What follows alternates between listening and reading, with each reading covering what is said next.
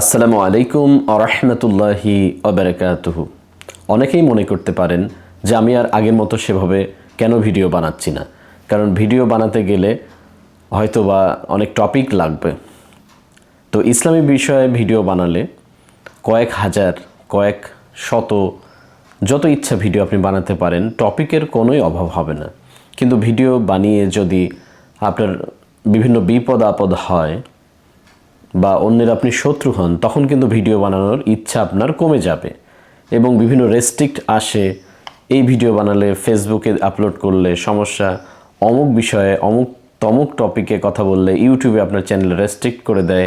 এরকম নানা রকম সমস্যার কারণে অনেকেই কিন্তু ভিডিও ছেড়ে দিয়েছেন বানানো। কারণ সবাই তো আর কন্টেন্ট থেকে টাকা পয়সা ইনকাম করতে পারে না বা করে না বা করতে চায় না, বা সবার ভিডিও টপিক তো সেই লেভেলের নয়। তাই যখন মানুষ নানা রকম উৎসাহ হারিয়ে ফেলে তখন কিন্তু ভিডিও করে না। নইলে নিয়মিত ভিডিও আপলোড করা এবং ভিডিও করা খুবই একটা সহজ কাজ যদি কেউ মনে করে।